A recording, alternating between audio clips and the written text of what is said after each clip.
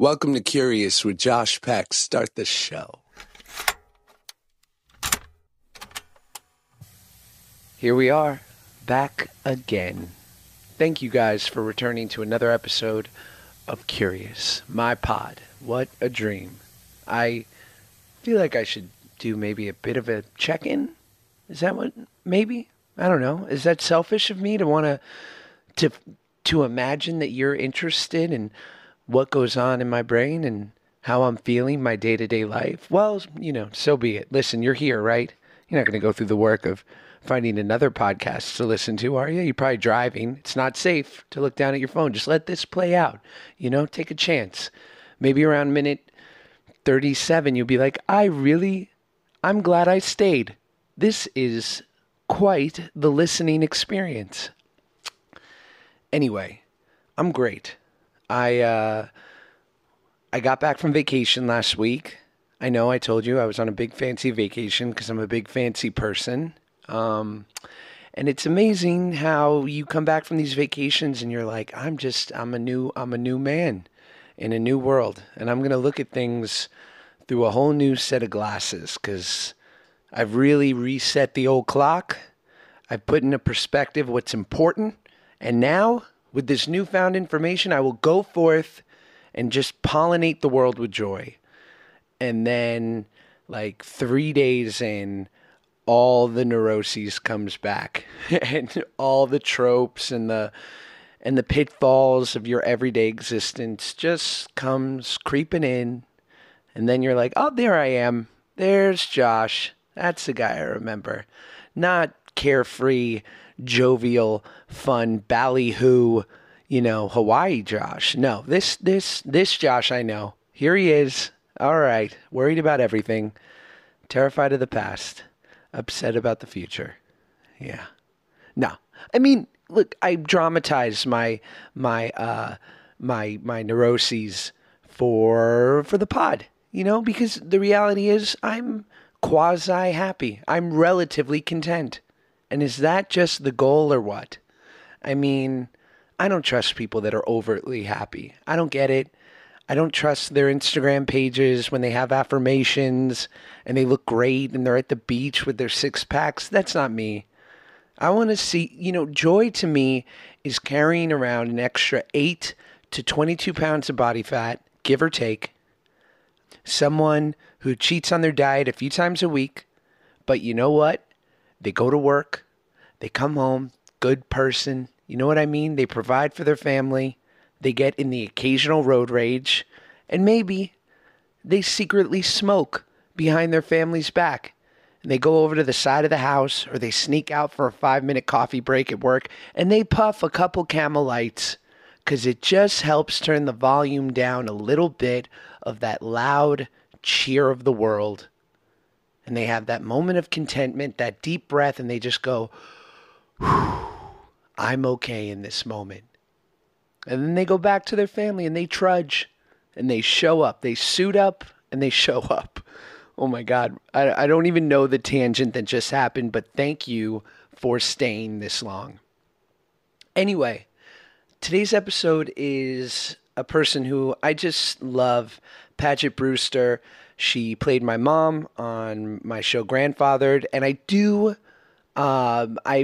trust me, I've taken notice of the fact that the last 4 out of the 5 pods that I've put up have all been people that had to do with Grandfathered, so forgive me. I think that's it for now. There's a couple more coming, but I will space it out and bring you other people that don't just have to do with that time in my life, but it was a very good and special time, and I met some incredible people like Paget, and they all wanted to be on the pod. What can I say? They were beating my door down.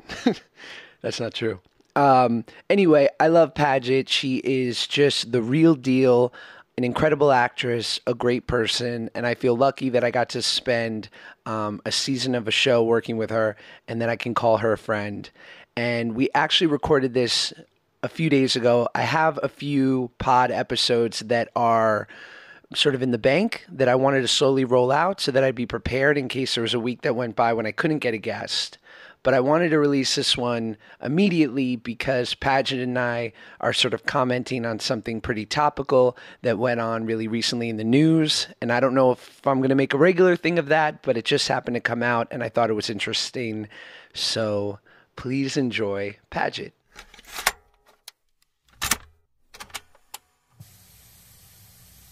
Yeah, no, absolutely. Nothing will be left in. Sick. Yet another reason why I love Paget Brewster is that I just said something where, well, maybe we should wait and not talk about this on the pod. And your response was, do it. Do it. Let's do it. Cut it. If you don't like it. Let's just live. Roseanne this morning, star of the biggest comeback ever, biggest show on TV, tweeted something about one of President Barack Obama's former aides. No. The Twitter storm was immediate. Wanda Sykes, a producer and writer on the show, immediately on her show, on Roseanne, left the show. Oh, she walked. She said, I'm done. And then an hour ago, ABC canceled the show. Oh, my God. Yeah. Mm-hmm. There's so much to react to. There's so much.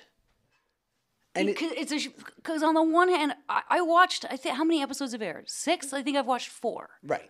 And I was really impressed. I really was. I was really impressed with what they were doing and the fact that this is a lower middle class American family, and she's a Trump supporter, and the Laurie Metcalf character is not.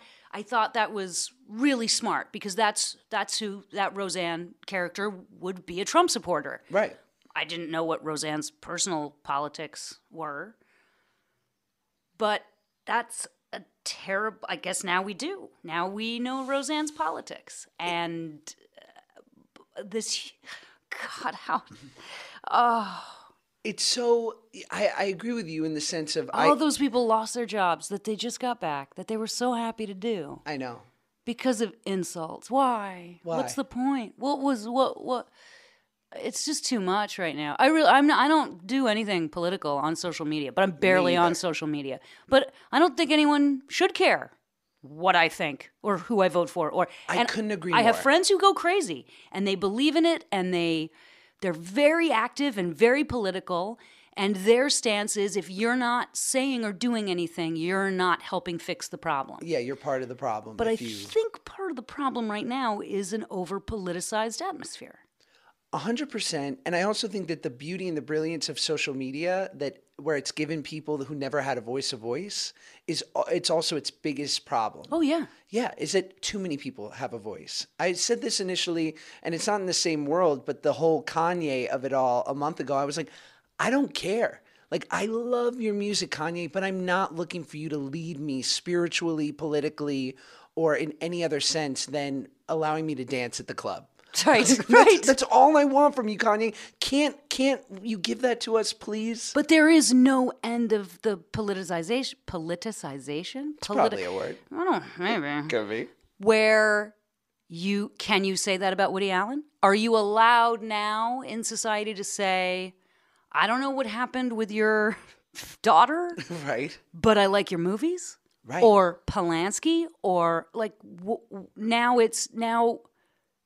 Roseanne's politics have ended a show that was a long time coming and coming back, and everyone was excited, and it's just, I don't know. That's part of the social media. I understand the value of it, but I think I also understand the danger of it, and it scares me. Well, first and foremost, and my buddy said this best, who's another actor, he's like, we're all in fucking glass houses. Yeah. So you can't cast stones. Like, and everyone that's ever jumped on these trains, and by the way, people have gone down that were completely despicable. And yet, true. Yeah, and yet I never felt comfortable publicly going after anyone because I knew that we are all so fallible and capable of fucking up. Not to the length and the degree that some of these tyrants have fallen, but we're all capable of having a bad moment where we lack judgment that could be publicly captured. And I would pray that if I fell victim to that people wouldn't jump on the bandwagon to publicly disown me. Yeah. You know? Yeah. And the Roseanne and these kind of things, I don't think fall into that category. But still, I'm reticent to comment on anything ever. Mm-hmm. That's sort of how I feel now. Yeah. And yet I understand the drive. I don't know. Does everyone live in a glass house, or is it just people who have their actual name attached to what they're saying? Right. Because anonymous, angry, hateful trolls can say anything to anyone at any time without repercussion. Right. It's if you are who you are on social media, then you have a responsibility. And you are held accountable for the things you say. Even this today. Okay, so The Bachelorette started last night. Yes. The Tell me guy more. she gave the first impression rose to, today it comes out that he's been liking all of these anti-feminist, homophobic, anti-immigrant memes and pictures and comments. And his account was made private right before I think he started shooting Bachelorette. But he now a guy on a reality show, like, he's toast. Oh, finished. But they've already finished shooting. So what if he ends up engaged to her? Wouldn't that be? And now, the day after the first episode airs, everyone knows this guy is a homophobic, feminism-hating, anti-immigration dude. What did that ABC board meeting look like this morning? I mean, I can't imagine. Between that and Roseanne, shit. See, here's the oh my God, you're right in one day. Oh, God. Wait, though. This is where I go as a conspiracy theorist Tell who me knows we only don't know. Is what if they love it? What if this is the best thing that ever happened? Just because of all the publicity. Yes. Yeah, all the eyes on the What network. if ABC is waiting for a public outcry against the cancellation of Roseanne so that then they bring Roseanne back again? It's possible. I mean, what if they're thrilled about they need ratings for Bachelorette?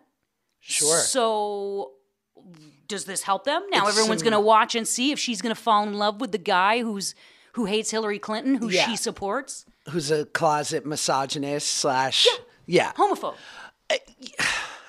It's so possible. There's some grand wizardry going on at the network. Don't know. But then, like, I'm about all conspiracy theories in that respect are like, you have to believe that, like, I heard someone say, don't confuse stupidity for malevolence. I agree with that. Like, Absolutely. I just think people are so dumb. Yeah, sometimes people are dumb and they're not trying to hurt anybody. They're just dumb. They're just so dumb. They're not actively cruel. Right. Listen, I am not forgiving racism. No. Racism is wrong. But I think if you're a little kid growing up in a racist family, if you at some point in your adult life don't see the inherent flaws in racism, maybe you're just dumb. Right. Maybe you're just dumb. It's not even... And you can't reason with stupidity. Yeah, no, you can't. You can't bake for so them it to could be understand. indoctrination. It could be... You know what I mean? So I think some people... Honestly, I think there are some guys who have been... I mean, I can't think of an example. Flirty or touchy or, Sure. Not grab you, not attack, not molest, not get someone fired because they won't sleep with you. But I think there are some actors that are very,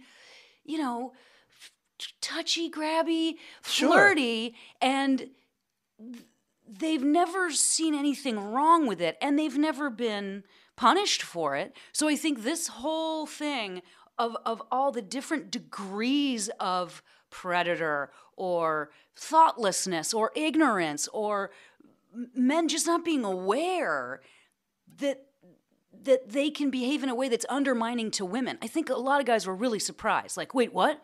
What? Absolutely. It's a new normal. I'm not supposed to hug you good morning? I'm not supposed to... I think it's been a shock, a real shock. And I think a lot of assholes have been dispatched with. But there's also the swing of the pendulum where now it's so all-encompassing. Yeah, understanding a different way in which to sort of conduct yourself. Because I even for me, in being with my wife for the last 7 years, and it's been the exclusive, intimate relationship that I've actually had with a person of the opposite sex, like to educate me on things that I could never have been hip to, being like a white male walking around for my entire life. And even she said, and she grew up in like in a beautiful, rich beach town, that at times being a pretty girl at 2:00 in the afternoon walking down the street, that she would feel unsafe or uncomfortable because of a random cat call or a guy staring at her. Or just influencing her actions in some way because she felt put upon by them. And it was I don't think twice. I'll go out at 2 a.m. and feel completely safe and within my right. And I didn't understand that for someone like her and for many other women, that it was something that they live with on a day-to-day basis at times. You know, the overtures of from men and unwanted. And the scary thing is it's most consistent for almost every woman between the ages of 14 and 25. Like that's when you are the most sought after, catcalled, vulnerable. It's easier to manipulate a younger girl. Right. Who's still coming into her own and figuring out the world. So that's what's really scary about it. It's really teenage girls that are most vulnerable.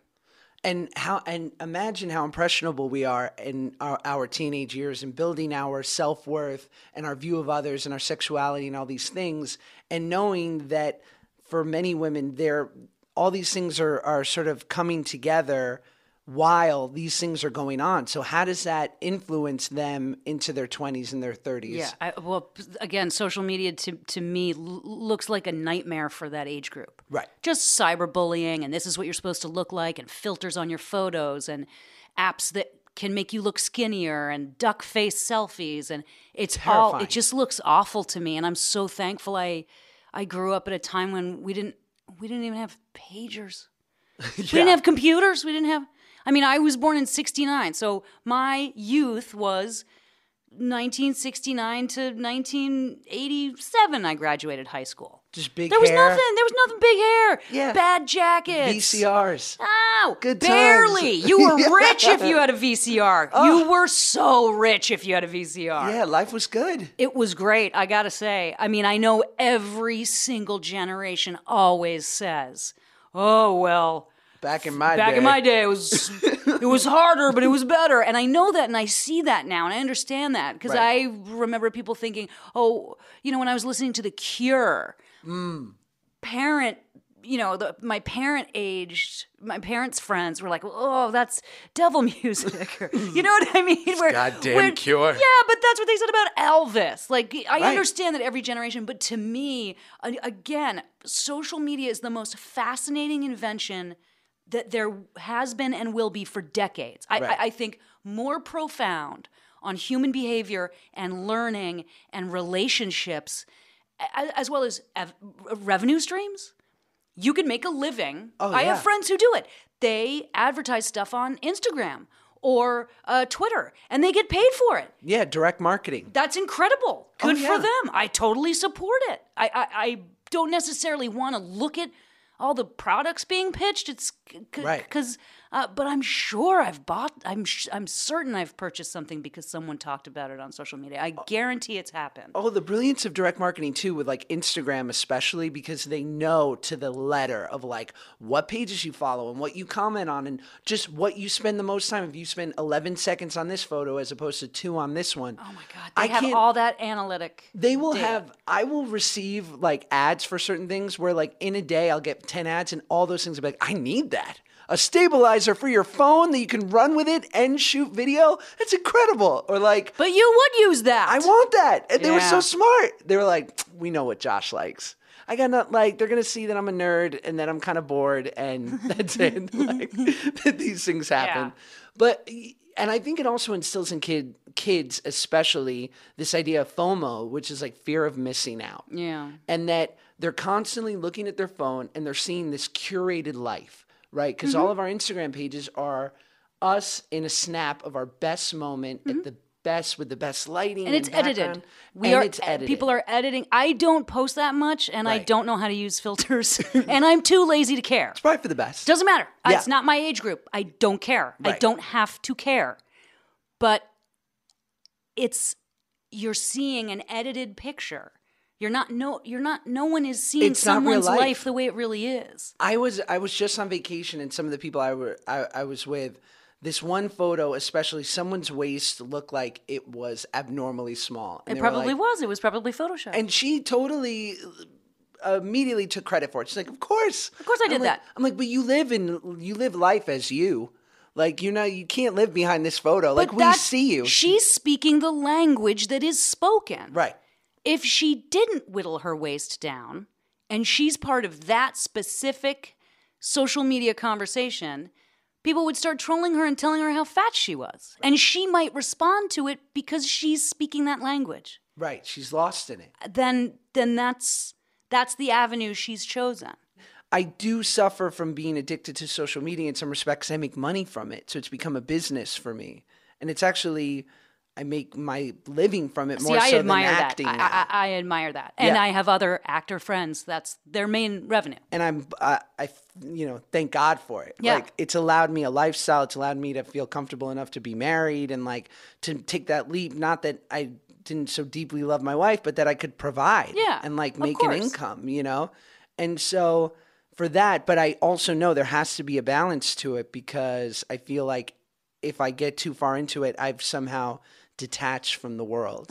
Yeah. Well, no, I think that's a valid fear. Yeah. And I think we're witnessing generations of people who are doing that, and that may be the root of why they say they have social anxiety. Right. Because they're not interacting with the world. Right. I mean, I saw my husband and I went to lunch at a Korean grill, like Korean barbecue. And there was a chick, I'm not kidding you, for an hour and a half, waiting in line outside to go into this restaurant, to get a table in this restaurant with, I don't know, her brother, her boyfriend, I don't know who the guy was. Right. She only played a video game and was on her phone the entire time. Yeah. I mean, it was fascinating. I hadn't seen anything that extreme, but I think it happens all the time. Oh, for sure. I think people are just on their phone without. So she was sitting next to an open flame, right, and holding the phone with one hand, and without looking, just placing beef on a pit. I mean, I'm sure that's a talent in some places. I was impressed, but also I just thought, I'm so glad that's not part of how I grew up. Right. Because maybe I would, if I'd been born 20 years later, would I be totally susceptible to that? Maybe. Throwing short ribs on the grill. I know. It was, you know what, though? There is a skill to it. Yeah. But I feel like these are the people that are going to get hit by cars, and they don't look up, and they fall into manholes. I don't know. Maybe that's just in cartoons. You know what I mean? I don't know if there's no engagement with the actual world around you. I wonder when the last person was that fell into a manhole. Probably, I did actually fall into a manhole. Did you? No, just one leg. And it wasn't a manhole. In Manhattan, there when I was living in New York City, I was to the cellars. The two doors that open? It's sewer. It's sewage. Oh, you went into. So there was like a square. Jesus. Yeah. Terrifying. It had rained, and there was a puddle, and these two guys were on bicycles, and they had been in the cafe. I used to work at the Cafe Figaro on McDougal Street. Of course. And one of the guys was cute, and I was walking around on my lunch break, and I looked up the street, and I saw him, and he was looking at me, and I was trying to act sassy and look like really confident, and I stepped into this puddle, and my whole right leg went underground. Great. And I landed. That hurts, mind you, when you land on your groin with your other leg at an angle. And did he come to help? No, actually, what happened was, oh God, I forgot. Right before I stepped in the hole, I was making eyes with him, and he crashed into his friends. He crashed into the bike of his friend. It sounds and like they a rom-com. fell over. I know, and I was trying to act cool, and then I went into a manhole. Were you shooting a scene from a John No, Hughes I movie? know, it sounds Are you sure crazy. this wasn't a Nora Ephron film? The only reason why I remember it is because it was so ridiculous. But then actually the busboy from Figaro saw me in the hole. And I also was just, if you step married in the a puddle, busboy? No, I know, it would have been good. He was already married. But yeah, he carried me back to the restaurant, and I had to go get a tetanus shot and go to the hospital and because I guess it's open sewage lines. Why? Oh, but I wasn't looking at my phone. Right, you were just trying to be sassy. I was it was looking in the name of love. I was looking at a guy on and a bike, attraction. and I thought, oh, that I have no problem with. He crashed into his friend because he thinks I'm cute. Hole in the ground. Done. Went down. Ow, my groin.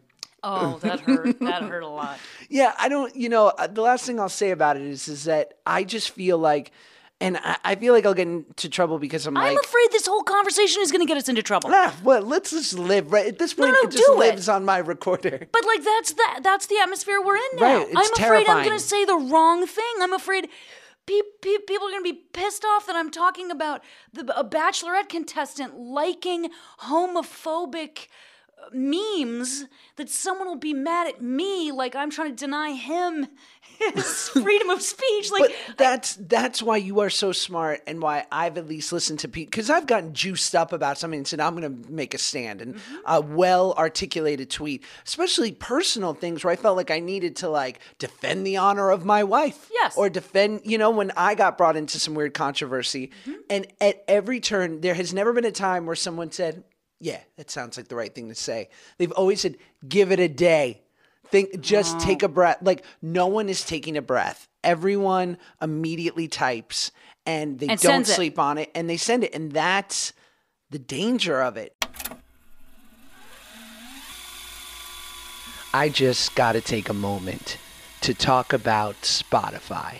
And look, I want to get back to the conversation as much as you do, because I realized I was a participant in it, but now as a listener, I'm loving it even more. Okay. So I'm right there with you, but I gotta talk about Spotify for a second, because, some things were just meant for each other, like the burger and fries, or Jay-Z and Beyonce, or me and my psychiatrist. But now it's Curious and Spotify. You heard me right. The same app that has millions of songs now has thousands of podcasts.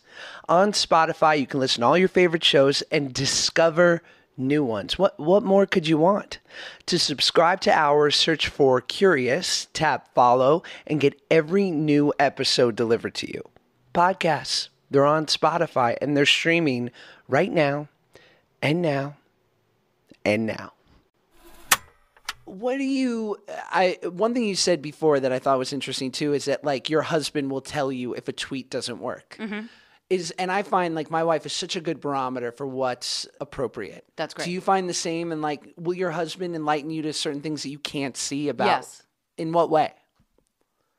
He's able to see it the way other people will see it. And I'm only seeing it the way it makes sense to me. That's such a gift. And he's great at that. But he does that to me too. Because he'll come in and say, okay, is this a funny tweet?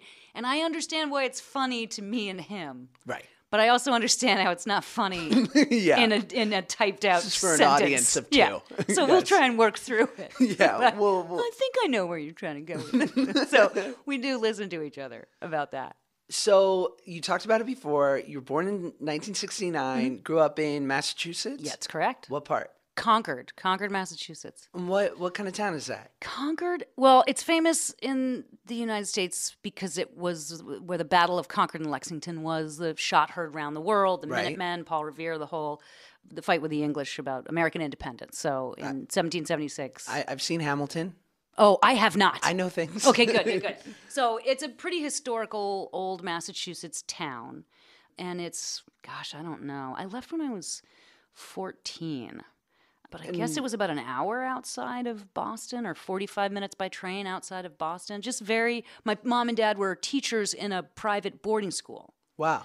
So my that brother and I... you attended or no? Well, eventually. That was a whole mistake. Mm-hmm. My brother and I grew up in a dormitory. Was it like an Andover or Exeter type? It's called Middlesex. It was one of the same... Choate?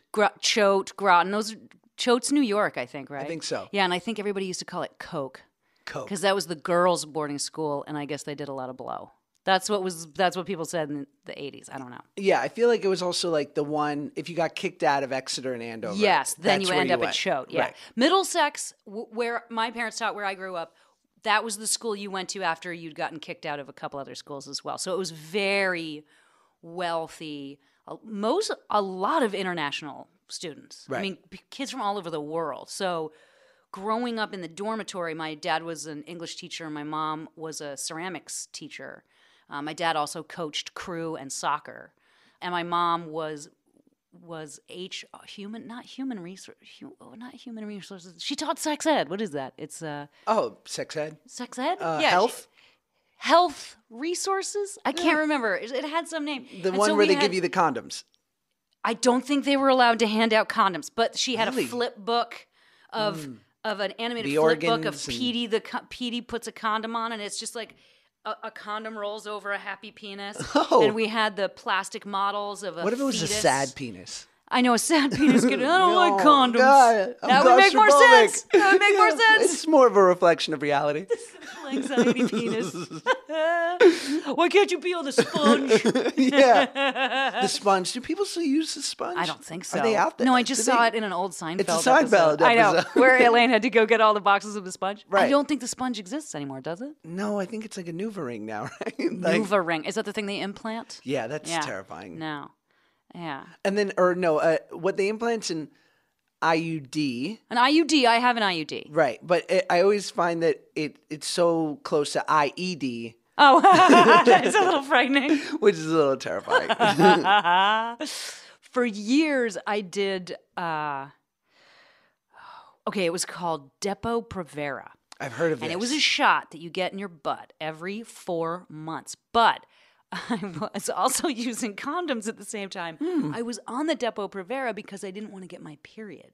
And you don't get your period. You get your period once a year. Wow. Yeah. Is it a catastrophic period, though, that No, one? no. It's like 12 years of build-up. Yeah, no.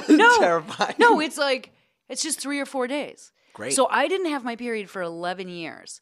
And then all of these articles started coming out that it made women, they weren't able to smell the pheromones of men or release the pheromones because it tricks your body into thinking it's pregnant. Right. That's why you don't get your period. But it messes up every natural chemical that's supposed to be going on. So you basically pick the wrong dudes. Right. And did you find that to be true for yourself? I can't blame it on the Depo-Provera. You're like, that's just my 20s. I think maybe that, and my 30s. Yeah, I'm sure I feel like everyone's on Depo-Provera for a decade or so. Yeah, I don't think, but it did feel good to be like, well, it's not my fault. Yeah. That's why I kiss all these frogs. But it wasn't like I didn't date bad guys. I dated great guys. They just weren't the guy for me. Right. No one was abusive or, a drunk driver or a child molester or anything like that. Right. No, everybody was lovely, but not. And then I went off the Depo-Provera and was condoms, just condom, and met my husband. Perfect. You could just live. And the dude is it. Yeah. So maybe it was partially the Depo-Provera. I never understood guys who like for me, I was just so glad that there was, for so long, for such a big part of my life, I was having sex alone. So you mean actual physically you were masturbating? Yes. Okay. And so the fact that a girl was nice enough to say, I'll join you. I was like, a babe, yeah. and she's sweet and funny. I'm like, I have no qualms about having safe sex right now. I just can't believe we're doing the act. And when guys are like, oh, I hate wrapping it up. I'm like, really? That's your biggest problem? Just be stoked that they're there. Yeah. That they're joining you. Wait, so I want to go back to what you were saying about your parents before we go away about what's it like growing up with two? I mean, your mom was a ceramics teacher and also health, but what's it like growing up with two parents that are teachers?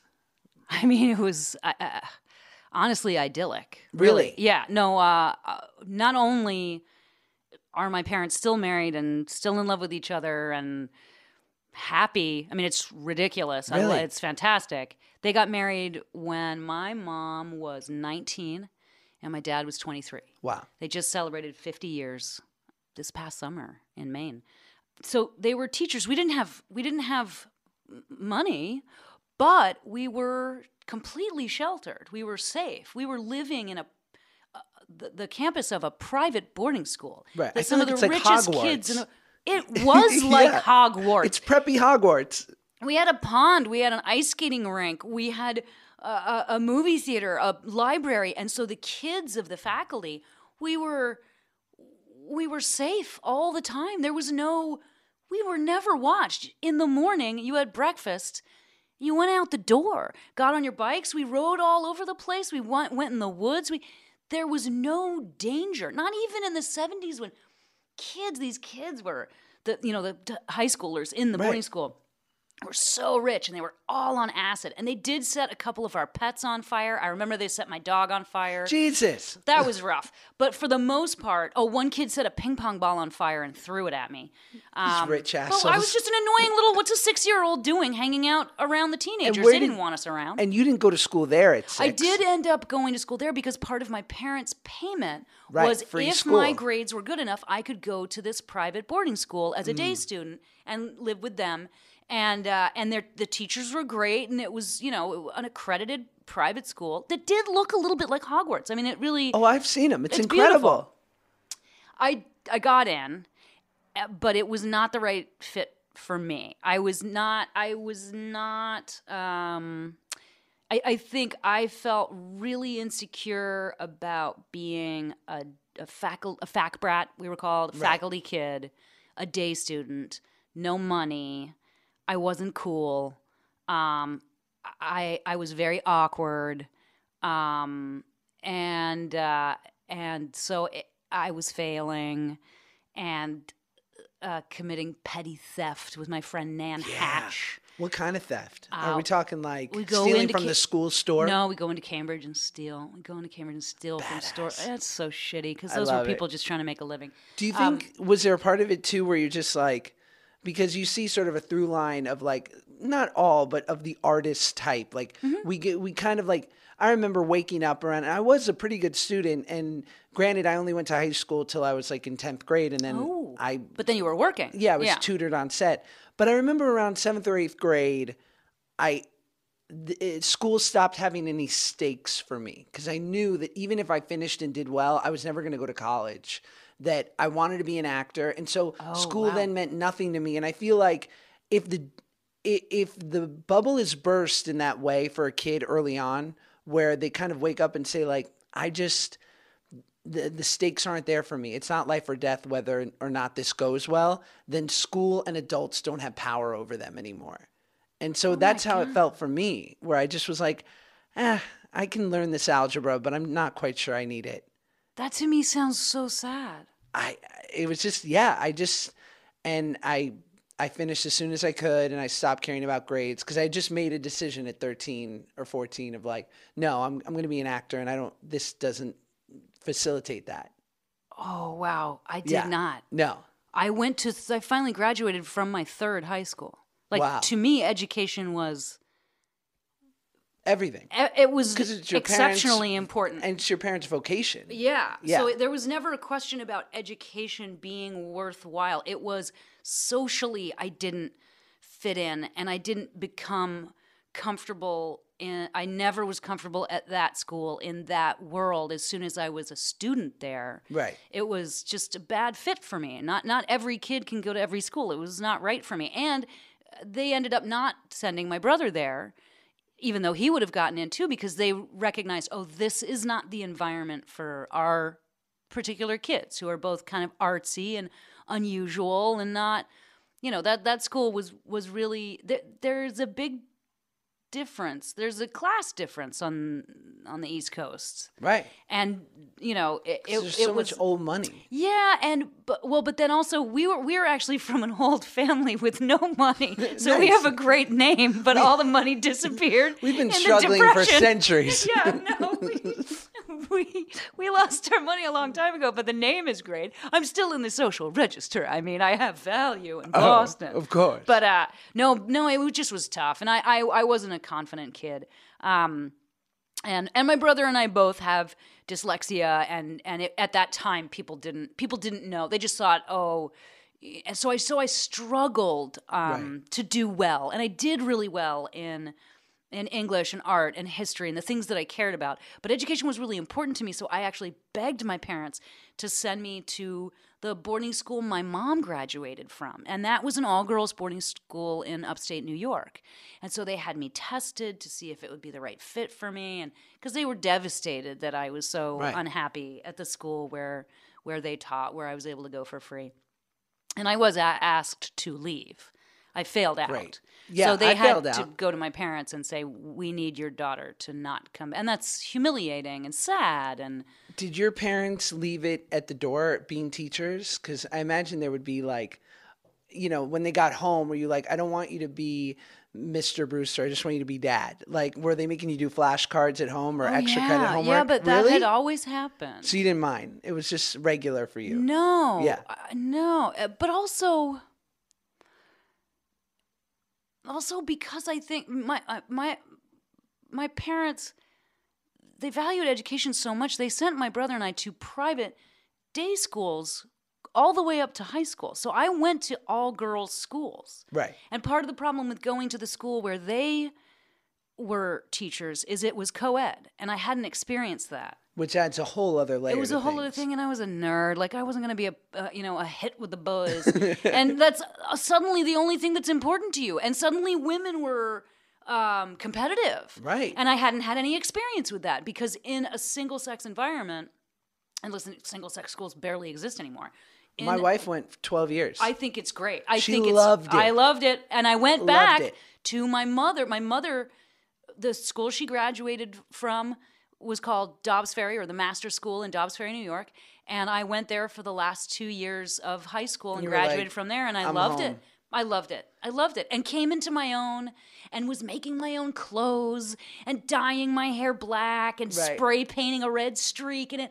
And I sewed epaulets on everything. Oh, yeah. But I had value. Yeah, you were thriving. In that world. Right. It wasn't just, it's just very different in a co-ed environment. So, because you're constantly looking for the validation from the other and sex. It was a lot of drinking and a lot of drugs and a lot of, that school, it just was not the right fit for me. So I imagine it must be a crazy feeling of, I remember my mom once, like in elementary school, was the mom for the day in 5th grade or whatever. And so she like came to be the teacher's aide for the day, was there the entire day. It was probably my worst day ever at school. Why? Because I felt she was invading my thing. Like, I'm like, you're my mom at home. Like, here, I'm a wise ass. Like, I wasn't a bad kid, but like, I got my friends. You had your school identity. Yeah, I had my school identity, and she was like, and like, I would sometimes like do something that I knew was a bit out of character that she wasn't used to, and I'd get a look from her, and I'd be like, you're not supposed to see me like this. Wow. Like,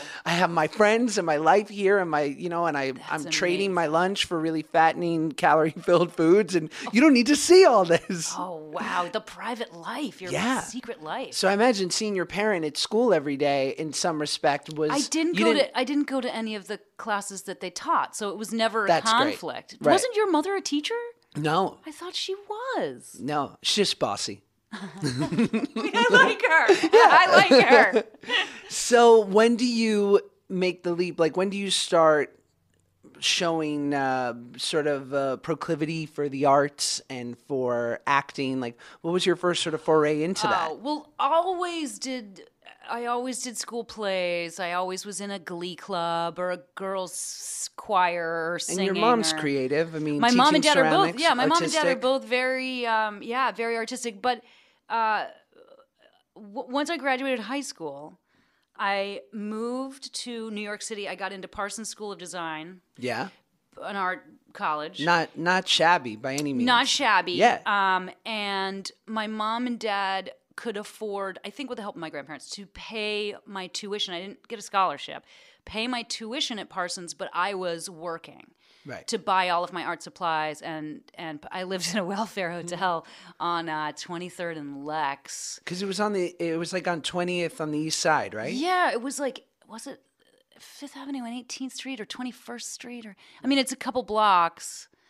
FIT was further north, and Parsons was like near Washington Square Park, but I think it was like 21st Street or 20th Street and between 5th and 6th Avenue.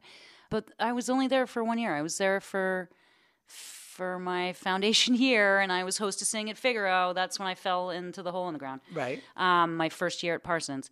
I auditioned for a play. I auditioned to replace someone in the play Hurly Burly by David Rabe that was It's a great play. happening. It's great. It's long. Yeah. I don't know if I'd do it again. It's a lot of talking. Yeah, too much talking. No, it's a great play. At Circle in the Square. I was not a part of the NYU theater, and I honestly, a guy who lived in my welfare hotel, Right. the George Washington Hotel. He was in the play playing the character of Phil, and he said, you should audition for the part of Darlene. And I said, okay, I did. I don't know how I got it, if it was affiliated with NYU, but I did. So I start rehearsing Hurly Burly and went to all of my teachers at Parsons and apologized. I said, listen, this isn't for me. I'm not going to be continuing here. And I was just trying to get away with it so that my parents wouldn't find out. I didn't tell them. Oh, I feel so bad about that now. I was hostessing at nights and on the weekends, and we would rehearse during the day. You were a secret actress. Then I had to move, because I dropped out of Parsons, I moved my schedule so that I could do the performances on the weekends and hostess during the week, while the other people in Circle in the Square were working. And was your only training school from that point? Like doing school plays? Doing school plays. I'd never taken an acting class. Nothing. I'd never. And my mom and dad came and saw the play, and you were incredible. Well, here's the thing. I had told them. I had told them. I think I did tell them that I dropped out, or maybe they got a phone call, and they said, you're re-enrolling right now. And I was like, I'm not going to do that. It's a waste. I don't want to waste your money and my time. This is what I want to do.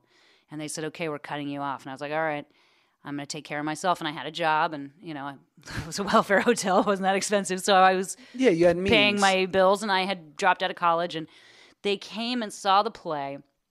And afterwards, they were like, meet us at the hotel for breakfast. And we met for breakfast, and they said, you did a great job. You're very good. And my dad started crying and said, I am so sorry. I've never seen you act. I didn't know if you'd be any good at it. And what I saw last night, I think you're very, very good. So your mother and I will help you financially if you want to enroll in acting school. Unreal. And I was a shitty kid. Because, it ended up working out for me, but what I said was, I don't need your money. I need to do this on my own. Thank you for supporting me. Sure. But I'm not taking it. Which led, to years of their fear, because I lived in, I knew I had a net to land in, though. You know what I mean? I worked really hard, and I was poor for a long time, and I waited tables and went to acting school and didn't have the courage to actually pursue acting because I felt like it was some ace up my sleeve, and what if I tried and failed? Right. So you had an awareness. But I had a safety net, which not everyone has. So with your parents. With my parents. If things had fallen apart, I could have gone home. Right. And I don't know if everyone has that. No. And they had offered to help. So if I really had gotten into trouble, they would have bailed me out. So I think I was incredibly lucky to have that backup. And I'm glad that I said, I don't need your financial help. And did everything on my own. I'm really glad that I did that, but I understand now how scary that was for my parents. That they were afraid. Yeah. They were afraid I was going to get, and I was mugged. I was, someone tried to kick in the front door. It's New York in the 90s. I mean, bad things happen to young people alone in New York. And I understand my parents being afraid of that. I remember it's so fascinating for me because, my relationship with my mom has been that I've been able to sort of support the family since I was 16. And it's my greatest pleasure because my mom gave up everything for me to be able to do this. Wow. And it's just been her and I. And then I see it from my wife's side where she's got, this 3 other siblings, and the parents have built this beautiful home and safety net in the respect of, and I've seen over the last 7 years, each of her siblings go home and regroup for 6 months. Wow. And they all work hard. They're all educated and have careers and are great. But as many people do in their 20s, if they've wanted to pivot or take a moment, a step back and say, like, what do I really want to do? They've had that safety net to go home and have, full, I'm talking the entire cable package. Like really? Like delicious dinners and a nice place to live and know that I can spend the next couple months unencumbered by the fear of, making enough for rent and to get by. And I think that's kind of incredible. I think if it works, it's incredible. I think for Yeah, the most part, as long as it's you don't stay too debilitating. long. I think. Well, it can infantilize you for sure. And a lot of the people that I went to school with, they've never made a living. Right. They've only been trust fund kids, or Yeah. And I mean, I don't see any of them anymore. It appeared to be the worst thing that could have happened to them. Because I think they feel a lack of self-worth. If you don't make something of yourself, right. I think they, you get that impression, like, kind of. Yeah, there's two sides of it, because then here I am, right, where I've never had the safety net, and so I've always been the provider, right. And yet, but then I can't turn it off, and so I'll have trouble relaxing, or sometimes taking. I have a buddy that I work with he's 21, he's absolutely crushing it right now, and he doesn't have anyone to worry about, and so he takes really big swings, and sometimes he hits big and will get a lot of success and a lot of money, and because he knows that I'm going to strike out, but I'll fall on my ass, and the only one who will be affected is me. Right. I, on the other hand, tend to take smaller swings and maybe don't go for the big thing because I have to keep everything slightly contained and I'm juggling. Right. And I've had friends say that to me before, where like, you don't have to juggle every second of your life. Like, be willing to put the balls down for a minute and take a breath and just look at everything. And yeah, sometimes I do feel that stress to constantly provide, and everyone's relying on me and I can't turn it off. There is no way to not feel that stress, though. Ever? For your whole... For who you are. Right. No, I know. But there are two images happening. One is juggling all the time, and one is taking smaller swings. Yeah. Because the greater value to you is doing your job well and being safe and caring for your family and providing for them. Right. As opposed to, I could take a real risk. I could lose everything. We might have to sell the townhouse. Yeah. But if I come out on top on this one, it's more important to you, personally to you, to do the right thing. Yes. But the pressure of not being able to try it or to risk sometimes is something you're going to have to live with. Right. Because, and that's going to hurt. Yeah. I mean, you can't not be jealous of seeing this guy who only has to take care of himself. Sometimes. There's no way to not be jealous of that. However, does he have a family that provides him with what your family provides you? Oh, I mean, I'm sure they're lovely, but yeah, like I have sort of seen in a weird way the universe or what have you, how it's taken care of me in that way, where I have these incredible support systems in my life and these people that, yes, they rely on me to a certain extent for the financial part of things. But what I get back in spades is like the emotional support and like just having these people that are so in my corner, and that you really can't buy that with money. Mm-mm. So, and it's all that shit. Everything that I can't buy with money has been provided for me in spades. Well, my but whole you've life. Also nurtured it. You can't say maybe. You just lucked out. Yeah, your wife's really nice. She just fell in your lap, and right. Your mom, she's okay, whatever. Right. She just lucked into it. Well, they're totally on your side. You have to nurture that. You're totally. It's a family. It's your family. Well, if my wife had met me before I got sober, or like, I mean, there's no way. Yeah, I would she never wouldn't have stuck around. Oh, she but that was headed your for the hard hills. work. You got sober. Right. You had to do that by yourself. Yeah. I remember being so stunned when you told me. Because Because I've only known you sober. Right. I had no idea. And said something innocuous to you one day, like, oh, you don't seem like one of those fucked up child stars. You just seem so happy and down to earth and nice. And you were like, oh no, I was super fucked up. Yeah. Oh, for sure. Oh my God. You were like, oh no, crack. Yeah. What? You had a crack problem. I thought you were kidding. Yeah. I don't know. I don't know how anyone gets around it. I don't know how anyone gets around normal adolescence without having a couple, a couple compulsions. But especially when you have a specific upbringing like I did, or you're living in the public world like that. Yeah, I can't imagine. Yeah, I it's honestly think because I didn't start acting until I was 25. Right. I think if you have any success before the age of 25, you're ruined. Oh yeah. I think if you're famous under the age of 20, you're looking at that's some hard time.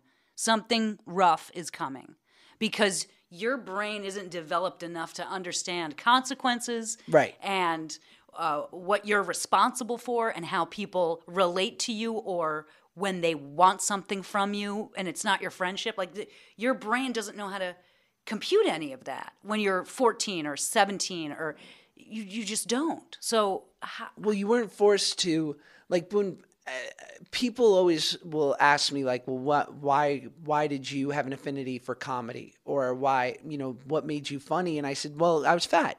And so I was forced. It was born out of necessity. So many personality traits and social qualities, I feel like, are born out of necessity. Yes. Because you want to attract people and get the things you need.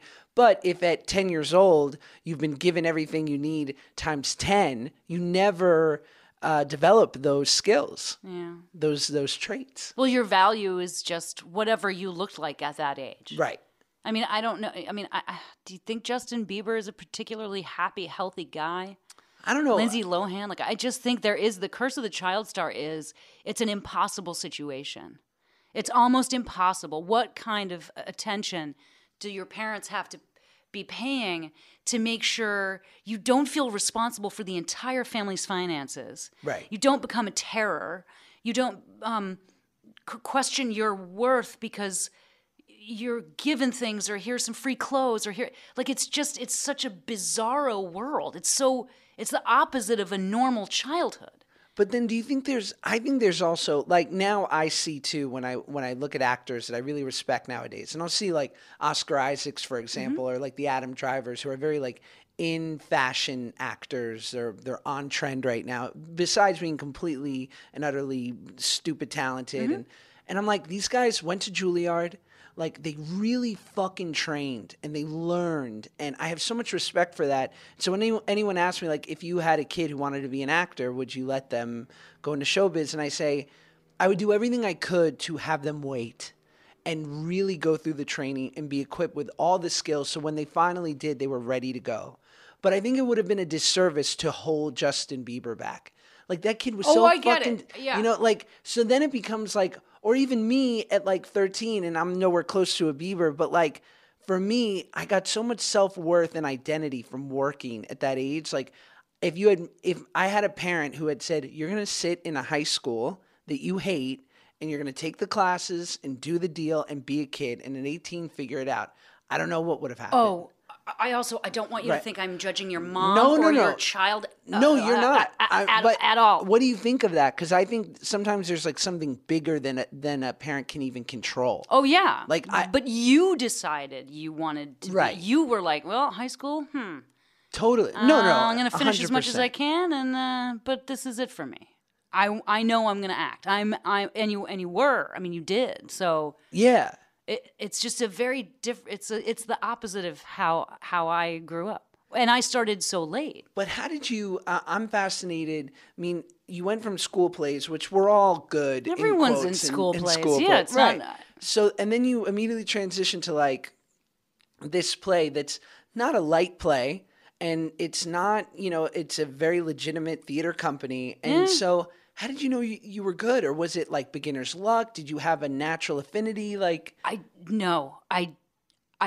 always knew I wanted to act, but I didn't want to try to do it for a living. But I would do like NYU thesis films, like little parts here and there. And I was bartending and waiting tables for years and years, and I was singing in a band. And were you just trying to mimic what you thought was good acting, or what you had seen? Okay. No, I just. I read books, but I hadn't been to an acting school. I didn't go to acting school until I moved to San Francisco, and that was in '93. And then what did you study in San Francisco? I studied at the Gene Shelton's Actors Lab. And what was that? Scene study and Meisner, script study. Methody. It was methody. I mean, I don't know if it was methody, but it wasn't like, okay, if you're character has been held hostage for 3 days. Don't take a shower. It was just, Right. it was just, it's just basically using your imagination. If you can't substitute the person you're talking to for someone in your real life who you feel this way about, or, Right. you know, go to a place where you can find pain. And I don't incorporate any of that in acting now. Now, What's your process now? now it's just, why am I doing this? What do I want? What am I afraid will happen? Right. And then what am I saying? Am I actually saying it? And the material will, if you're supposed to be upset, you just have to believe the material. Right. That's why the hardest thing is doing bad writing. 100%. But it's all the material. And if something really feels wrong, go to the director or writer and say, hey, is it possible? Could I maybe say this? Finesse Don't it. assume, because all of the original material is how you're there. I'm only acting there because someone else wrote that material. So I Right. respect it. But that's so why smart. I only want to do stuff that I believe in now, because otherwise I'm just a bad actress. Right. I'm not good enough to make bad shit look great. Is I'm not. anyone? Is anyone? Yeah, sure. Yeah. Like, I think there are plenty of people that can make bad things look good. passable. Maybe not Yeah, great, I don't know. but They good can enough. bring something to. I don't know if I have that. I'm just happy that I'm consistently working. I'm just happy I've been able to do this for a living. Well- but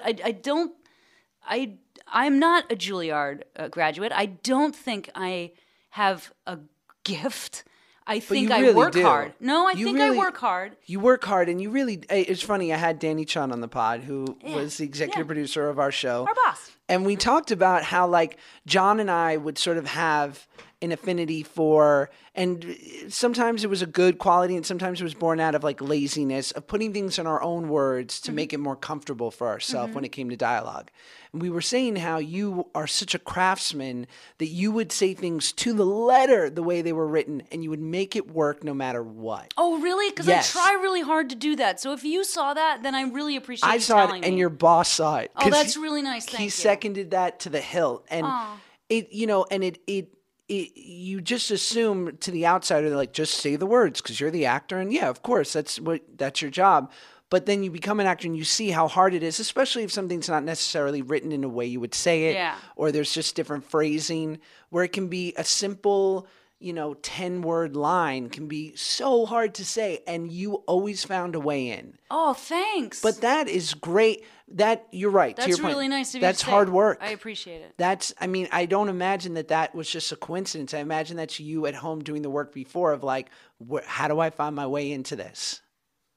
Yeah. Right? Yeah. Again, I don't think I'm disparaging myself at all. I don't think I'm a great actress. I think I'm a hard worker, and I think I value the material. And now, thank God, I've been on a TV show long enough. I've stockpiled enough money. I don't have to do anything shitty ever again. Oh, knock wood. Knock wood, Just right? in case. Now I'm going to get a brain tumor. Oh, God, I hope that doesn't happen. Just get some wood here. Jesus.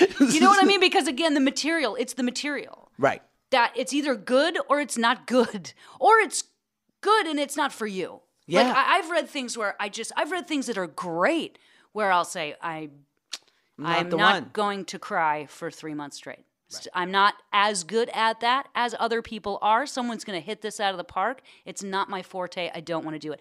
There's some ways I don't want to be killed. Right. There was a great Blumhouse anthology. They're shooting these like 1-hour shows that are horror.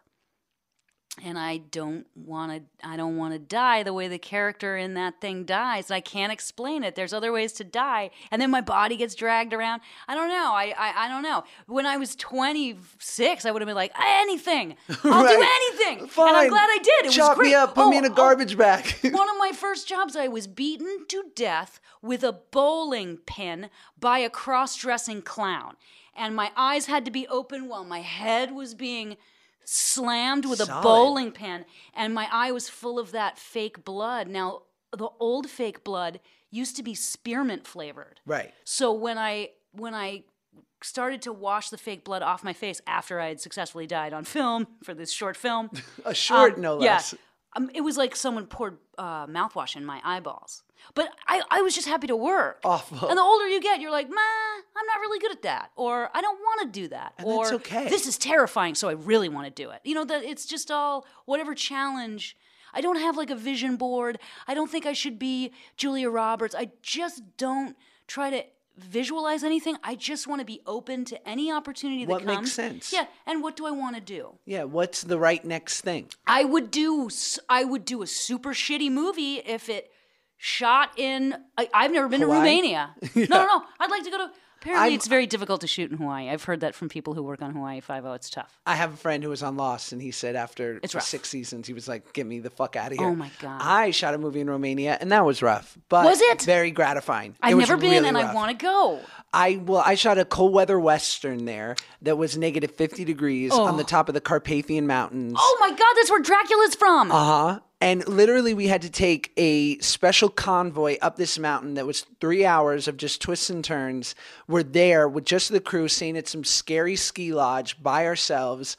I remember we had to build our own roads with like plows. What? And at one point, we're there, and the temperature has really dropped, and we have horses out there. And the Romanian horse wrangler / stunt coordinator / craft service guy, I don't know. Right, and medic. Yeah, he was wearing a lot of hats. He goes up to the director and he goes, "Listen, it's not a big deal, but if frost develops on the horse's belly, it will be minutes. Like, this horse is about to die if we stay out here too long." Oh my God. And I said, that horse is the fucking canary in the coal mine. If that horse drops, I quit this movie. Like, no animals are going to be hurt on anything I have to do. And it was intense. The movie's not great, but it was a good experience. I'm glad I did it. Oh my God. Because I get to tell stories like that. You know what, though? Now I'm realizing I don't know if I'd be up for that. It's hectic. I mean, just do a summer movie in Bucharest. I don't know. I did ask my manager once I couldn't believe it. I said to my manager once, I was like, well, I'm going to take control of my future. I said, you know what? I really want to work with a monkey. Yeah. Even after everyone on Friends was like, that fucking monkey. We hated that fucking monkey, Marcel. What a pain in the ass. It's shit everywhere. Oh, yeah. No one wants to work with monkeys. I've done it. Oh, you have? Yeah, you got to be so careful. Oh, a chimp. I've worked with like an orangutan that was as strong as three men. Yeah. Like, it'll rip your arms off and beat your head in with your own arms. Oh, terrifying. Yeah. So strong. But anyway, you wanted to work I wanted to work with a monkey, and I went Yeah. to my manager, and my manager was like, all right, don't you fucking tell your agent where you got this. Just say you met someone at a party. You can go and audition for this. You're playing a French veterinarian. The movie shoots. Oh, what I said to her was, I said I want to work with a monkey and I want to shoot in like Bali I was like somewhere Polynesian. Yeah, I want to shoot exotic. somewhere like all of it, Hawaii, Fiji, Malaysia. I was just like anything with palm trees. I want to go to. And so she said, okay, they're shooting this movie. It wasn't in Fiji. It was like Thailand. She said they're shooting a movie in Thailand. It stars a monkey. It's the people who make the Air Bud movies. Go audition, but don't tell UTA that I sent you on this audition. Sign me and I up. thought, I'm so good. I'm such a great actress. I can't even tell UTA because this is so beneath me. Right. And I went and auditioned, and I didn't get it, and I was devastated. Oh, of course. I was devastated. Those are the ones. Oh, I really wanted that. That's like on the dog days of pilot season when you're auditioning for your like 11th procedural. And for me, it's like to play like the computer analyst 10th lead. And I don't. And like, I'm so like I don't even distraught. want this. Yeah, I don't even want it. And they're like, well, we don't want you either. And they don't I'm cast like, you this. oh, God. So offensive. Kill yourself. It's the hardest. I just, there have been so many moments like that, but wait, there's so many things. You know, it's funny, back to what you were saying before about acting really quick, because I feel like a lot of people listening are probably in the biz or what's fledgling? Fledgling actors. Is that fledgling They're actors? starting out. Yes. And I'm always fascinated with people's method and how they get there.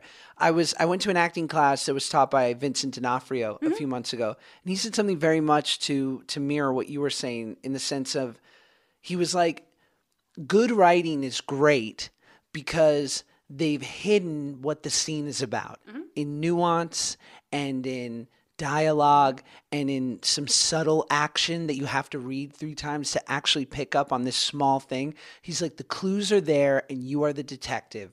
And there is a hook to everything. And much like you talk about the want, like, what do I want? So he's like, it's there, and a good writer has made it very hard for you to find it, which is why it doesn't just jump out at you. And yeah, that's bad writing. That's bad writing. And he was like, so don't, like, I suffer from that thing where I'll see actors be so good and I'll be like, why isn't it just apparent to me when I read the script of exactly what it requires? But then if I read it 30 times, inevitably I'll pick up on an extra word in a line or a certain action phrase that I wasn't really looking at first. And I'll say, oh, this informs, like, this guy's scared, like, and he's in fear of this happening. And I know what it feels like to be in fear of something happening. Like, I can totally vibe with that. And that's the exciting moments to me where I'm like, I love acting. Yeah. Yeah. When you find that hook. When you realize what it is or what the subtext is. What it requires. Or how you can do it. Right. That's why I prefer to audition for things. I know I understand that at a certain point, being around for a while, you get offered things. Sure. And I don't prefer that. Unless it's impossible. I have taken jobs where I was offered a role, but it's usually people I've worked with before, so they know what they're getting. Right. I would rather go in and audition. Make sure you're all on the same page. Yeah, make sure we're on the same page and that what I'm doing is what you want. Right. Because I'm not going to take it personally if you said, oh boy, you're fat.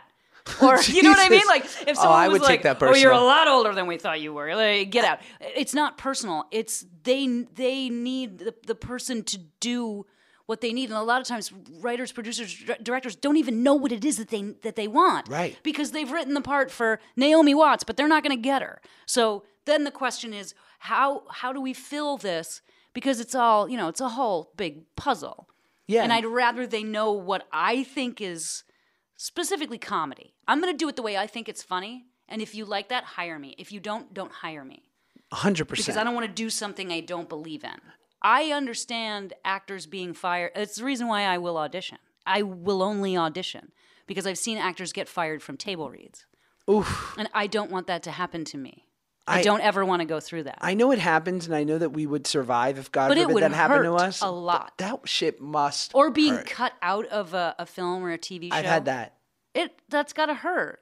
It hurts, and I've also heard that too with like Woody Allen and stuff, where he'll just Recast and reshoot. recast 3 weeks in. Yeah. He'll just be like, nope.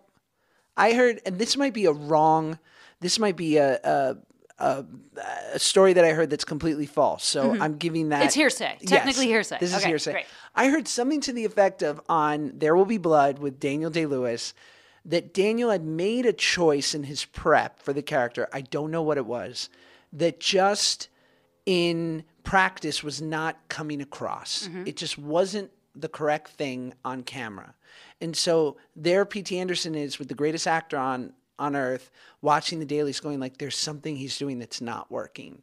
And it's through no fault of his own. It's just one of those things that happens. And that P.T. Anderson, being the brilliant filmmaker he is, had the balls to take Daniel aside while in character and say, there's something that's not working. It's a small thing, but I think you need to see it. And I think we need to make it better. And he showed him the dailies, and they reshot 3 weeks of scenes. And Daniel, to his credit, immediately was like, I see it. Okay, gotcha. I'll adjust. And like, but what the level of trust and looking out for each other is like in a collaboration to know that like someone was looking out for you for the things that maybe we can't see for ourselves. Mm-hmm. And then he won an Oscar, which maybe he would have won anyway. But it was something where PT was like, there's just something here that needs an adjustment. And that had to be terrifying for him to say, okay, but the only way out of it is Daniel Day-Lewis has enough experience to recognize it when he sees it. P.T. Anderson has the confidence of character to risk losing that argument by showing it to him. Yes. Because that's the moment he loses all control. Right. Is if he says to Daniel Day-Lewis, I think something's not working, but I need you to see it. It means Daniel Day-Lewis gets to make that decision. And maybe his hubris, or maybe Daniel Day-Lewis is an asshole. Maybe he's crazy. He said acting makes him crazy. He's not going to do it anymore. What are you dealing with that guy that you say to him, I want you to look at the dailies and help fix this because I think something's wrong. Let's see if we can fix it. And then Daniel Day-Lewis sees it and goes, yeah, okay, I see it. Yes. That's also how much money was spent. 3 weeks of footage? Couple mil. I mean, how is P.T. Sure. Anderson not fired for that? I mean, every single step of that is frightening. Right. For every person involved. And somehow with the right people, it works Yeah. out because it's in the interest of making it great. Yeah. But everything in this industry there's ego. Oh. It's not making widgets. Like it's not assembling a tea kettle. Like every single job in what we do for a living, all of it, property masters, set builders, wardrobe, dialect coaches, teachers, every single job in this industry, there's an ego to it because everyone's basically doing something artistic and risky and scary. Yes. So how anything gets made is amazing when you think about the fact that everyone's ego is involved, every single person. And everyone, to some extent, except inevitably for the director, but then they're at the mercy of the studio and the people with the money, everything no one really has the final stamp of approval. Uh-huh. So things can be changed. So the property master who picked out the perfect blue radio for this scene because it was so vibrant doesn't know if the cinematographer is going to color grade it in a certain way in the end to where it looks like a weird aqua. Right. And they're like, oh, shit, like my radio. Yeah. But everyone's trying to do their best job. Right. Because they want to be hired again. Because they want to pay their mortgage. No one wants to get fired. Because they care about their part of the machine. Right. I think, to me, it seems more so than what I experienced when I was making frames in San Francisco or working as a temp or waiting tables. There's a specific type of person in every single job position that works in this industry, and it's pride and ego and sometimes fear and sometimes desperation but it's a very unique, it's a circus. It's a very unique we're carny profession. people. We're a traveling carnival. Yeah. And we're all specific in many cases, unless you're on a sitcom, which is kind of like the closest to a 9-to-5 that you'll get in this business. You're traveling and you're away from your family and it's ungodly hours. And I don't want it to sound like a complaint because we're usually well compensated. But nevertheless, there's a reason why there's money in this industry because it's hard to do. Yes. So when people do it and the product they put out has a financial return, they will be paid to do it again because it's thousands and thousands of people trying to do the same jobs. Speaking of, and I won't go much longer because I don't want to take all your time. Speaking of walking into a machine, what was that like when you were doing Friends and having that be like one of your first gigs-ish? Friends was the second job I auditioned for. Jesus. In LA. And what's going through your mind walking into a show like that? Was it what it was? It was in its 4th season, so it was the #1 show on TV, I think. And I mean, it was huge. And what happened was there were a bunch of young women waiting. I had shot a pilot. I'd auditioned for and done a pilot that didn't go. And then the next thing, I think, was Friends. I auditioned, but at the audition, had only been in town maybe a year. And there were actresses who I recognized from movies and TV. And they were waiting to go in. And I was like, oh. So when I went in to audition, it was Kevin Bright and Matthew Perry was there. And I was like, oh. Just for the chemistry read? I didn't know he would be there. Because you're playing his girlfriend? Yeah. I didn't know it was a recurring character. I thought it was just an audition. And so I saw him and I said out loud, well, I guess I'm your runty alternate. So let's get this show on the road. Wow. Like I just was completely beaten. And they thought it was hilarious. I wasn't even kidding. I was like, oh, well, I'm not getting this job. No expectation. So let's read this. And this is when Matt Perry, I feel like, especially like seasons 3 through 6, was doing like some insanely brilliant work with Chandler. He was doing, yeah, and it's no secret, he had gone to rehab.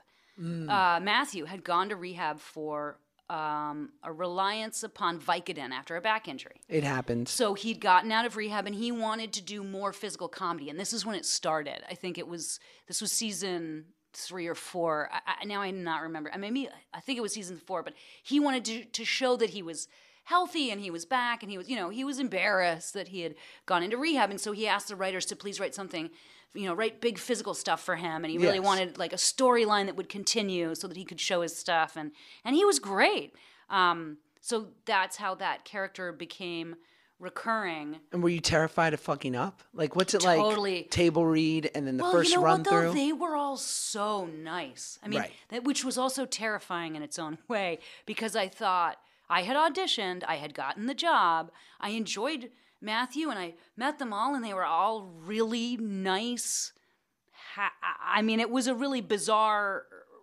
They were very welcoming, which talk you about wouldn't that. like. I think shows that famous and successful that had been on for a few years. People are sort of going their separate ways, and it's just a job, and they've had. You're walking into their house. You're walking into and so for the most part, if you're a guest star on something, just shut up and stay out of the way. Like just keep to yourself. Don't get fired. But I was rehearsing, we were doing the scenes and rehearsing, and those guys were like, oh, you're so funny, you're great. And they was just so supportive and so nice that I was really lucky. I was just like, I was very lucky. But then the hair guy who had done the Rachel I had a black bob, and he cut it off and dyed it red. And we went to do a run through, and the producers, Marta Kaufman, David Crane, and Kevin Bright came down, and Kevin Bright looked at my hair and was like, what the fuck happened? And we're all standing on stage. Terrifying. And the hair guy came out and he was like, oh, well, she looked too much like Monica. The Courtney Cox had a black bob. Sure. So he cut my hair Iconic. off and dyed it red. It's just like, whatever. Yeah. And Kevin said, I fucking hired her because she had a black bob. You can't do this. And I just turned. It's my first week. I turned, walked up the stairs, put my magazines in my bag, and put my coat on, just sat down and waited. And Kevin Bright came in, and I'm just trying not to cry because it's no one's fault. Yeah, I'm it's just mad not going to work out. That I'm going to be let go. It went I'm this just far. trying not to cry. Yeah. Kevin Bright comes in, and he slams the door behind him. And he's like, it was almost like a cartoon. He's leaning against the door, and he's like, I didn't hire you because of your bob. You're not fired. I can't have them making decisions without talking to me like this. And I was like, I'm not fired. And he was like, no, honey, you're funny. No, you're not fired. And I was like, You just like started my first sobbing. big job. Yeah, I was like, and he was like, oh, I'm sorry. I didn't mean to scare you. God. It's fine. So funny. And I was like, pull yourself together. We're going to go back to the run through. I'm sorry I scared you. Oh, so nice. And I ended up doing 6 episodes. Wow.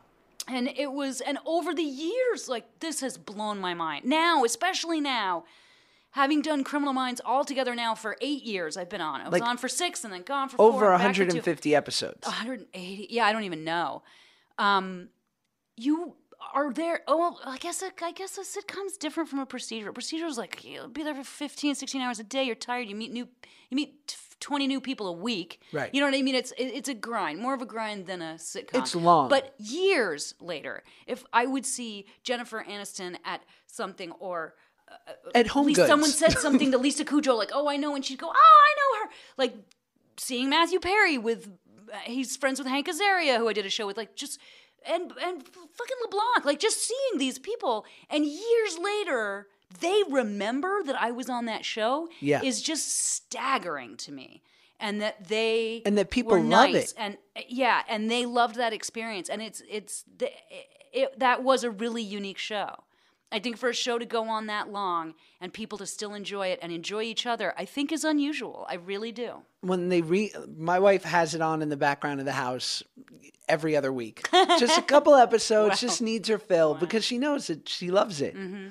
I can't take any more of your time. You're the greatest. You really can't. I love you. You've been here forever. What time is it? It's almost been, I think we've been like an hour 45. An hour 45? Is there anything I should ask you? Do you want to spill the tea on anything? I love that you know spill the tea. That's all I know from Housewives, Real Housewives. Cute. It's my favorite. Real Housewives of Potomac, they like to say that. Are you a Potomac girl? I like Potomac, Beverly Solid. Hills. Beverly Hills, classic. New York. Sure. I do not Great. watch Bethany, Ramona. Orange County. I watch. I do not watch Atlanta. I've watched I've watched 4 years of Atlanta. Yes. Vanderpump Rules. Yes. I'm friends with them. With like half the cast. What do you mean? I'm in there. I'm in their lives. Wait a minute. I'm getting the play by play. Thank you. Okay. What do Here's you my need to know? question. Okay. Come on. Because we're on hiatus right now from Criminal Minds. Yes. And we will start shooting soon. And then I'll work a lot. And my husband and I had to write out a list of what we're going to do while I'm on vacation. Right. And we've done Prioritize. Wizarding World. We did Harry Potter World. Cute. We're going to Michigan. We're doing all the things we have on the list. Did you have the butterbeer? I did. Great. I had a frozen one. It was delicious. You got to do it. We have Sir written down on that list. You got to go. To go to Sir, do they actually work there? I don't think you would really probably see any of them there. I do feel like they work 1 or 2 nights a week. And it's got to be Friday and Saturday, right? I'm good friends with Kristen because she used to my date my God. best friend's older brother. What? I know. And then left him to date Tom Sandoval. No. And start this whole journey. And it was crazy because like 3 years ago when the show was on, my wife's watching it and I go, oh, there's Kristen. She said, hold the fucking phone. You know her? She's like, you don't walk in here and say, oh, there's Kristen. Yeah, you do. That's what Josh Peck does. So now we've hung out. I went to Stassi's birthday. No, you didn't. Yes, I've had a full experience. I've met them all. I have Schwartz's number. Oh, I just heard done my Floribama got picked up. Have you seen that Floribama one? Shore? Floribama Shores, thank you. They've already had one season. Yes, they've already had one season. Listen, They just got picked up for season 2. I don't know if you know this. In April, I did the first ever Jersey Shore after show at MTV in New York. Are you? Yes, with Snooki, Snooki. who you're not allowed to call her that. You have to call her Nicole because no, she's yeah. trying to rebrand herself. With Ronnie and the Keto Guido himself, Vinny. See, I've never seen Jersey Shore. Oh, treat yourself. Start at the Should beginning. I? Yes. Is it worth? I mean, we now Yes. like the same shows, so I'm wondering if you might be right. It's as good, if not better. I feel it's like one the of the first best. season must have been shot on PAL or something. Like it's going to be so degenerated at this point. It's a little grainy. It's got to be, right? What was it grainy. shot on? VHS? Yeah, it was. Oh, I don't know, man. It was shot on Betamax. Should I just start with this new one, their family vacation Do it. together Start- again or something, whatever it's Started called? at the beginning. It's still now bringing it back 8 years later, the biggest show on MTV. So they're going to keep it. They're going to keep it moving. Oh my God! See, because here's the thing, I never because I was failing out of Parsons, and doing an off-Broadway play and singing in like a democratic semi-punk band. I never did the college drinking, sex, like, so to see shows like that, like Floribama Shores I'm and fascinated by Vanderpump it. Rules, and I just never lived that way. So it's totally fascinating to me. I still, at 31, look at those people and go like, oh, that's how grown-ups live. And I'm older than That's most of them. crazy. We're I'm so like- wrong. I'm That's like, not true. Yeah, that's like adults doing like adult things, like fights in bars. Same thing with Real Housewives. I'm Yeah. like, oh my God, when I'm that age, I am that age now. Yeah. But I'm like, oh, when I'm that age, I'm going to have this many shoes. Walk around in high heels. and I'm going to day drink and Yeah. fight with my girls. I love that this is the way we're ending it. On our reality obsession. Everyone's going to be like, it took a funny turnaround, an hour 45. yeah, right around the end, it got a little weird. This is a real us, everyone. I love you. Thank you for doing Thank this. you so much, You're the Josh. best. Thanks. That was it. Another podcast in the books. How great is she? Wow. Paget, thank you again for gracing me with an hour plus. We actually went on like a 30-minute reality television rant at the end of the podcast, which I did remove some of it because I was wary that maybe not all of you shared the same love and obsession that Paget and I happen to have with Bravo, E, and other great reality TV factory stations. But just know that it did happen and it was glorious. Anyway, guys, have an incredible week. I can't wait to keep bringing you more guests. I've been so lucky that so many people have said yes, and I've met new people that have connected me with guests that I never imagined that I'd get on the show, and they're doing it. Like they are agreeing. So apparently, what I secretly think about myself is not what I'm presenting to the world. because people actually they feel safe enough to sit down with me for an hour, sometimes in my own home. So, good for me. Anyway, what are you guys going to do now? Listen to another podcast? I would actually listen to another one after this, but I'm obsessive in all things. I overdo it. What can I say? I'm going to tell on myself here. Sometimes I overdo it. But I probably, I'd throw on Joe Rogan now, maybe Pete Holmes, huge fan of Pete's, maybe some NPR goodness, some fresh air, perhaps, why not? Maybe some Guy Raz, the TED Radio Hour. I don't know. Listen, I'm a pretty wild guy and I live a crazy life. And sometimes I listen to multiple podcasts a day, and that's my truth, and that's where I try to live, in my truth. I'm just trying to learn how to be more myself. Slowly but surely, whether you like it or not.